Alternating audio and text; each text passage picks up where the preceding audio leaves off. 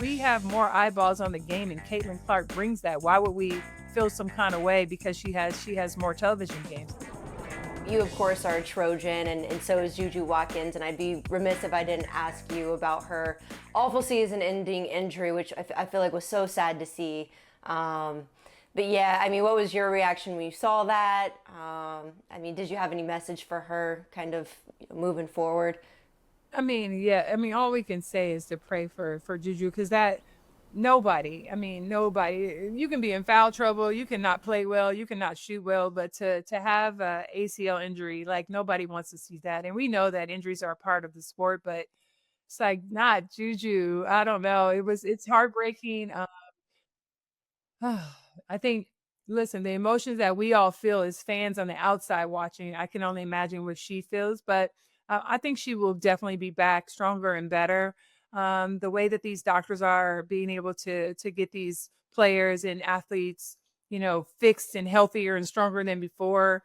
We have some of the best doctors in LA, and I know that will happen for her as well. But just tough to see her go down. I mean, it has nothing to do with basketball and the brackets anymore. It's just Juju is just a phenomenon, you know what I mean? And she's has such an amazing impact on the women's game. And yeah, we just hope to see her back out there soon.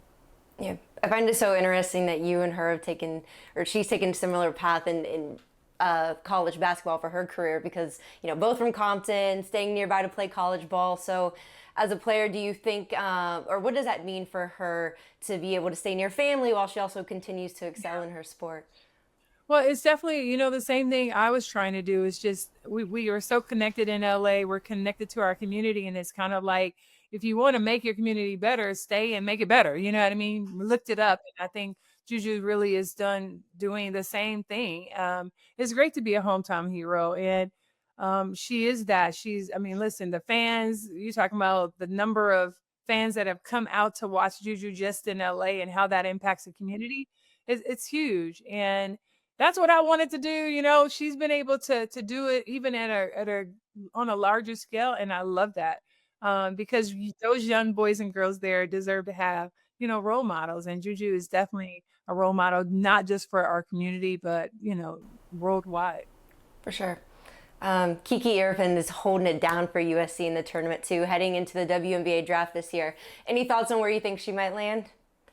Well, Kiki, listen, I feel like she has been that one-two punch with Juju, but this is a moment where she has an opportunity to shine. And it says when preparation meets, opportunity equals success. And if she can continue to have success, we can't just write SC off because Juju's not out there because she has teammates that, I mean, they have 3 losses on the season. That's not just one player doing that. She has other teammates that can score and play defense. And so we have to give them their respect. What Kiki was able to do and how she finished that game was just a glimpse of what she's going to be able to do, not just in this tournament, but at the next level. So I look for her to have great success. She'll probably end up playing in Washington, maybe. You just never know. I mean, LA, I don't think Cameron Brink will be ready. I'm not sure what they're going to do.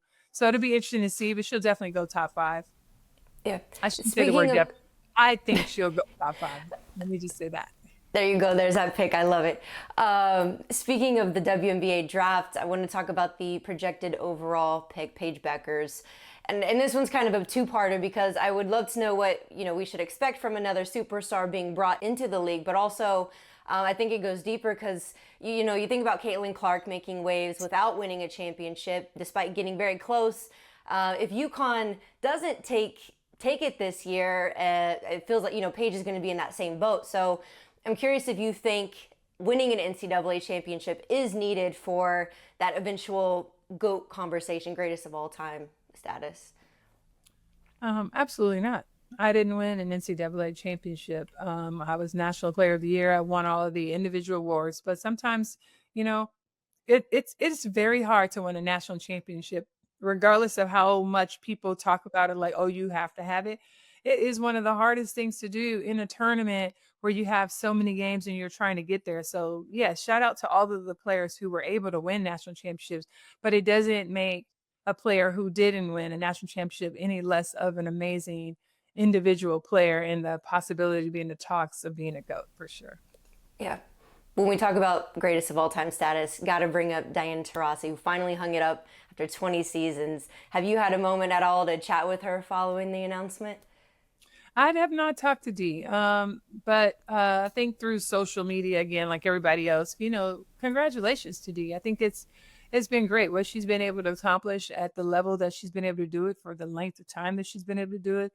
She's one of the best, and she already knows how I feel. I love Dee, and I think the respect level that we've had for each other, playing at the highest level and playing against each other, has been outstanding, and that's what I love. I love the fact that she respects everything that I've done, that I brought to the game, as much as I respect what she brings to the game. And that's just a true sign of greatness to me, in a way that you are able to respect the players that are around you, younger, older, it doesn't matter. Dee is a baller, and yeah, she's definitely a player.